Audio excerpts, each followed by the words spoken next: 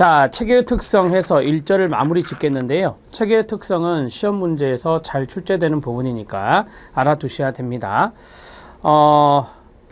방법은 개념 정리하는 게 가장 중요한 거예요. 되게 이제 이 체계의 특성에 여러 가지의 내용들이 들어있는데, 개념이라죠. 개념이 있는데 그 개념 정리를 잘하는 것이 가장 좋은 방법이다라고 말씀드릴 수 있어요. 예를 들어서 경계가 무엇이냐, 그 다음에 폐쇄체계와 개방체계는 어떠한 특성을 갖고 있느냐, 그리고 항상성이란 게 무엇이냐, 스테디 스테이트라고 하는 안정상태가 무엇이냐, 이런 것들을 5개를 쭈루룩 정리하고 그 다음에 거기에서 연결하는 문제가 거의 대다수를 차지했기 때문에 개념 정리가 가장 중요하다는 것을 말씀드립니다. 경계입니다. 바운더리, 경계는 우리가 이제 나중에 사회복지 실천 기술론에 보면 가족 대상 사회복지 실천이 나옵니다. 거기에서 구조적 가족 치료의 민우층이 등장하는데 여기에서도 경계가 거론됩니다. 자, 경계, 체계의 내부와 외부, 그리고 한 체계와 다른 체계를 그 다음 밑줄 구분 짓는 것입니다. 구분 짓는 선은 경계선이 되겠고, 또는 구분 짓는 것은 바운더리, 경계가 되겠습니다. 침투성을 지닌 테두리다. 테두리의 동그라미, 우리가 어떤 테두리를 기점으로 해서 테두리로 구분해서 이쪽과 이쪽을 구분하는데 그것을 우리가 경계다 이렇게 말합니다. 가족 구성원 간의 경계도 있을 수 있습니다. 가족 구성원 간에 이런 것을 한번 생각해 보시죠. 간섭이 너무 심하다, 무관심한다, 서로 반대말이죠. 간섭이 심하면 밀착된 경계라고 합니다. 무관심이 심하면 분리된 경계라고 합니다. 적절하게 관심을 가져주고, 그리고 적절하게 자율성도 주고, 이러한 것들이 바로 명확한 경계입니다. 명확한 경계가 기능적인 가족이 되겠죠. 자, 첫 번째 명확한 경계가 나왔습니다. 가족 구성원 간, 가족 하위 체계 간, 가족과 외부 체계 간 독립성이나 자율성이 인정되겠죠. 그 다음에 경직된 체계입니다. 경직된 체계는 분리된 경계라 합니다. 체계들의 고립입니다. 융통성 있는, 의사소통이 힘듭니다. 다른 체계에 대한 관심과 지지가 이루어지지 않습니다. 3글자로 무관심입니다. 그 다음에 밀착된 경계입니다. 과간섭이죠. 가족 구성원 하위 체계 간 독립성과 자율성이 결핍되어 있습니다. 자율적으로 무엇을 할 수가 없습니다. 간섭이 너무 심해서. 지나친 밀착 상태입니다. 체계 간의 경계가 애매모호해서 밀착이란 말을 씁니다. 그래서 이것을 동의어로 모호한 경계라고도 합니다. 모호한 경계가 밀착된 경계와 동의어가 됩니다. 첫 번째 경계에 대해서 말씀을 드렸습니다. 경계에 대한 키워드를 정리합니다. 개념 정리가 중요하다 그랬으니까요. 자, 경계라고 하는 것은 체계 내외부를 구분하는 것입니다. 그게 바로 경계다 이렇게 말할 수 있어요.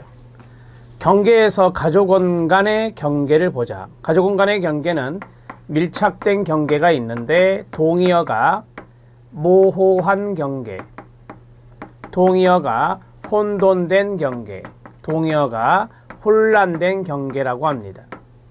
자, 이 경계는 과간섭입니다. 이렇게 정리하는 게 쉬워요.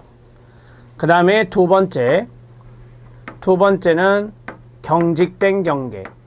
경직된 경계의 동의어는 분리된 경계, 격리된 경계, 유리된 경계라고 합니다. 이 경계는 지나친 무관심입니다. 자, 그러면 세 번째, 명확한 경계. 명확한 경계는 동의어가 분명한 경계라고 합니다. 이것은 이 두 가지를 적절하게 혼합합니다. 관심도 가져주고 플러스, 자, 지나친 무관심의 내용에서 관심이 나왔습니다. 그 다음에 간섭의 반대는 뭡니까? 과간섭의 반대는 자율성입니다. 그래서 자율성도 주는 것입니다. 이 두 가지를 적절하게 주는 것이 바로 명확한 경계가 되고 이게 바로 기능적 가족이다. 이렇게 정리할 수 있습니다. 이것은 나중에 실천기술론에서 다시 거론합니다. 자, 경계는 이 정도 정리하시면 됩니다. 두 번째 들어갑니다. 개방체계, 폐쇄체계, 같이 정리하겠습니다. 개방체계는 오른쪽에 암기법, 개, 역 외우셔야 합니다. 개방체계는 역 엔트로피 속성이 있어서 체계가 성장하고 발전하는 것입니다. 경계의 투과성을 지닌 체계, 체계 내에서 정보와 자원의 자유로운 교환이 이루어집니다. 체계 내외부로부터 성장, 발달, 필요한 정보와 에너지의 자유로운 교환이 이루어지는데 이것을 역 엔트로피 속성이랍니다. 영어 읽어보세요. 네겐트로피라고 합니다. 그 다음에 폐쇄체계는 반대로 에너지 교환이 이루어지지 않습니다. 다른 체계와 상호작용을 하지 않는 고립된 체계가 되겠죠. 역 엔트로피, 네겐트로피의 반대인 엔트로피 속성이라 합니다. 체계가 에너지를 교환하지 않기 때문에 쇠퇴하고 소멸해가는 속성입니다. 에너지 투입과 산출 자체가 경직되어 있습니다. 경직되어 있다는 것은 고립을 말합니다. 자, 기출문제 확인학습에 별표 하나 쳐주시기 바랍니다. 엔트로피와 네겐트로피를 정리해 드렸습니다. 엔트로피는 폐쇄체계고 네겐트로피는 개방체계입니다. 자, 엔트로피 내용에서 1번 별표, 네겐트로피 내용에서 1번 별표, 이게 시험에 출제된 지문들인데요. 체계 구성 요소들 간의 상호작용이 감소, 동그라미. 왜요? 에너지를 교환하지 않기 때문에 감소함에 따라 유용한 에너지가 감소되는 겁니다. 상호작용을 잘해야 유용한 에너지가 생기는데 그것이 안 되니 유용한 에너지가 감소되는 것을 엔트로피라 한다. 무질서해져서 조직된 작업을 할 수 없는 상태로 나아가는 것으로 체계 내에서의 유용하지 않은 에너지의 정도와 관련성이 있습니다. 자, 유용하지 않은 에너지라고 그랬죠. 유용하지 않은 에너지가 많으면 바로 폐쇄체계와 관련성이 있겠습니다. 자, 그 다음에 네겐트로피입니다. 네겐트로피는 체계 내의 질서, 그 다음 형태, 그 다음 분화가 있는 상태다라고 했어요. 쉽게 말할까요? 변화가 일어난다는 것입니다. 왜? 에너지를 주고받으니까. 그래서 외부로부터 에너지를 유입하여 가로 유용하지 않은 에너지가 감소되는 상태를 말합니다. 유용하지 않은 에너지가 감소된다. 그러면 유용한 에너지가 증가되겠네요. 그렇죠? 앞에 있는 엔트로피와 반대로 생각하시면 됩니다. 유용한 에너지가 감소되는 것은 엔트로피고 유용하지 않은 에너지가 줄어드는 것은 바로 네겐트로피다. 이렇게 정리하시죠. 체계 내의 질서와 법칙이 유지되며 정보의 필요성이 증가되는 것입니다. 자, 그러면 제가 이것을 두 가지를 한꺼번에 봤잖아요. 이 내용을 정리를 이렇게 하겠습니다. 개방체계와 폐쇄체계입니다. 자, 개방체계는 오픈 시스템, 폐쇄체계는 클로즈 시스템, 에너지 교환이 이루어집니다. 에너지 교환이 이루어지지 않습니다. 그래서 체계가 성장하고 체계가 쇠퇴하는 것이 되겠죠. 잘 따라오셨죠? 오케이. 에너지가 교환되기 때문에 무엇이 감소하느냐? 유용하지 않은 에너지가 감소되는 겁니다. 거기 1번에 있는 내용들을 보시면 돼요. 유용하지 않은 에너지가 감소된 상태, 유용하지 않은 에너지가 감소된 상태. 그럼 여기는 뭘까요? 유용한 에너지가 감소된 상태입니다. 유용한 에너지가 감소된 상태를 우리는 폐쇄체계에서 생각해 볼 수 있습니다. 에너지를 교환함으로써 새로운 것이 유입되니 바로 유용하지 않은 에너지는 감소될 것이고 에너지가 교환되지 않으니 유용한 에너지가 감소될 것이다. 자, 이 두 가지가 1번에 나와 있던 것입니다. 이것은 무엇이다? 네, 역 엔트로피다. 그래서 개역 이렇게 외우자고 했습니다. 이거는 무엇이다? 엔트로피다. 이렇게 정리해 드렸습니다. 두 가지 비교를 이렇게 하시는 것이 좋습니다. 되셨죠? 대상 체계와 상위 체계와 하위 체계입니다. 어떤 가족이 치료의 대상이 되면 대상 체계가 되고 그 가족 안에 있는 체계는 하위 체계가 되고 그 가족 바깥쪽에 있는 것들은 상위 체계가 됩니다. 이게 개념입니다. 대상 체계, 분석 대상이 되는 체계로 어떤 가족의 갈등이 문제라면 이 가족이 대상 체계가 됩니다. 상위 체계는 대상 체계 외부 동그라미 외부에 있고 그 체계에 기능적인 영향을 미치는 사회적 단위입니다. 하위 체계는 종속적 체계로서 속해 있다 그 말이죠. 대상 체계 내부 동그라미 내부에 있는 체계이며 가족의 하위 체계는 부부 하위 체계, 부모 자녀 하위 체계, 형제자매 하위 체계 이런 것들이 있습니다. 이제까지 말씀드린 것이 체계의 구조적 특성이라는데 구조적 특성, 진화적 특성, 행동적 특성에 대해서는 참고만 하시되 각계 전투하는 게 중요합니다. 대상체계, 상위체계, 하위체계는 시험 문제 인간행동 사용 환경에서 많이 나오지는 않았습니다. 자, 이제 진화적 특성 들어갈 건데요. 진화적 특성은 세 가지로 이야기를 할 수 있습니다. 첫 번째가 항상성, 두 번째가 안정상태, 세 번째가 균형 또는 평형상태입니다. 2번과 3번을 구분해야 됩니다. 그래서 암기법이 있는 겁니다. 개역, 개방체계 역엔트로피 외우듯이 안정상태는 안개 이런 식으로 외우시면 됩니다. 안정상태는 개방체계, 균형이나 평형상태는 폐쇄체계에서 등장하는 개념입니다. 자, 항상성입니다. 호메오스테시스 항상성의 그림을 그리겠습니다. 이게 항상성입니다. 항상성을 보면 변화가 나타나면서 유지가 되고 있습니다. 이것을 우리는 역동적 균형 상태라고 말합니다. 역동적 균형 상태라고 말합니다. 자, 이것은 비교적 변화가 이루어지면서 안정된 모습을 보이고 있습니다. 그래서 여러분들 항상성의 내용을 보면 비교적, 안정적으로 지속적인 균형 상태를 보인다.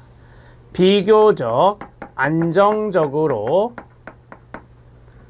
지속적 균형 상태를 보인다. 이것을 우리가 바로 역동적 균형 상태를 풀어서 이야기한 것입니다.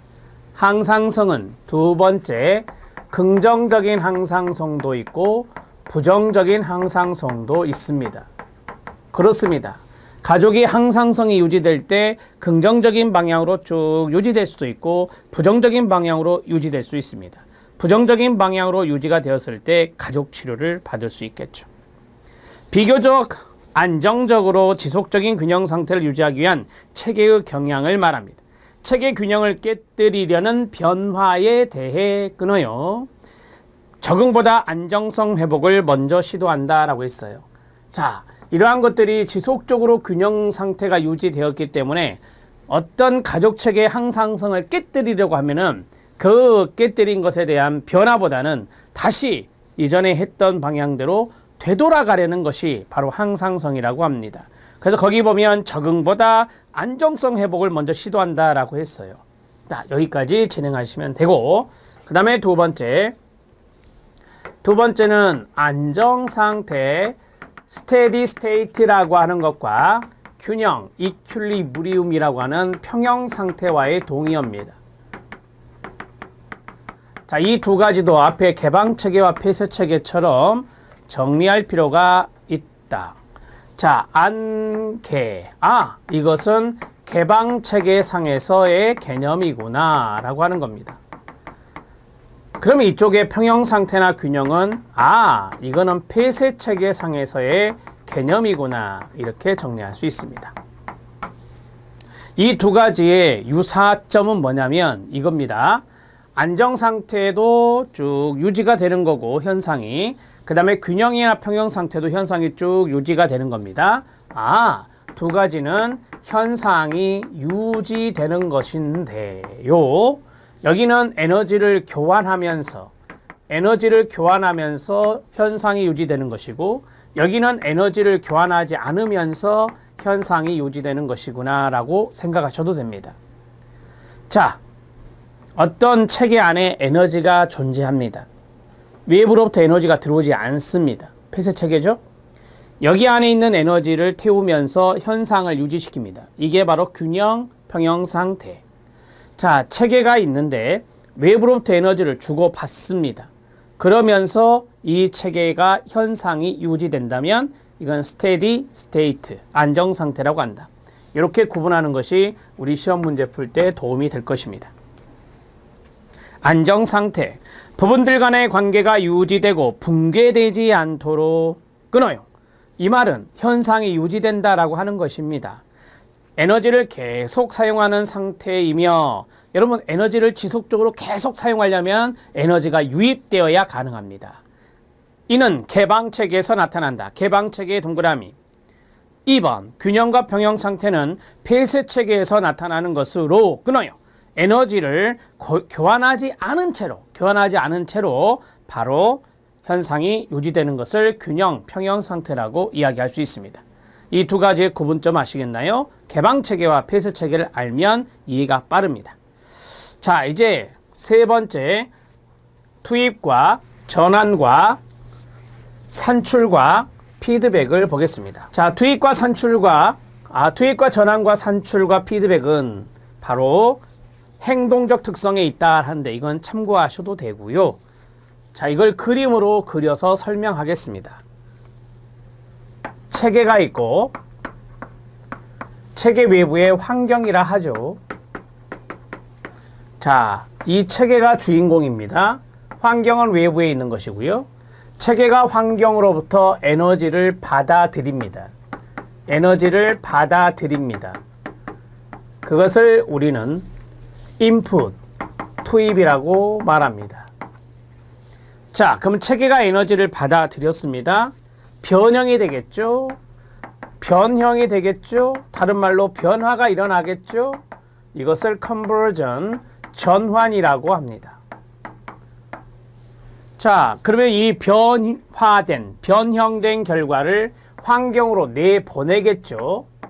환경으로 내보내는 이것을 아웃풋, 즉 산출이라고 이야기하는 것입니다. 이렇게 정리가 되죠.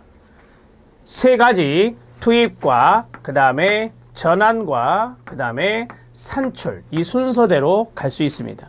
들어가고 변화되고 나오고, 들어가고 변화되고 나오고. 이것을 반복적으로 할 수 있겠죠? 1번, 2번, 3번을 반복적으로 할 수 있습니다. 그럼 한번 해볼까요? 투입, 전환, 산출. 투입, 전환, 산출. 이것을 우리는 고리완자, 흐를 유자, 환류라고 합니다. 이 환류가 바로 피드백입니다. 자, 피드백까지 말씀을 드렸습니다. 투입, 전환, 산출의 반복적 과정을 우리는 환류라고 잡으시면 됩니다. 조금 더 나가겠습니다.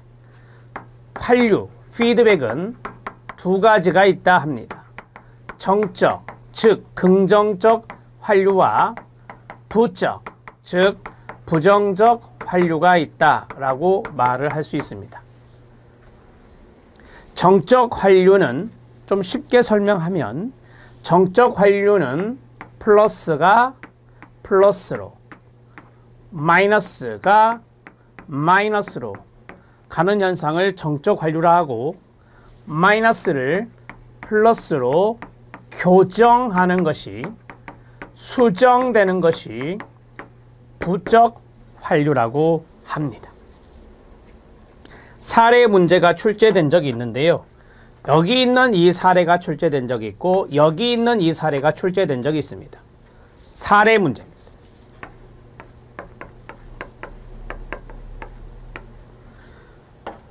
쉽게 말하면 긍정적인 환류는 바로 교정이 이루어지지 않는 것입니다.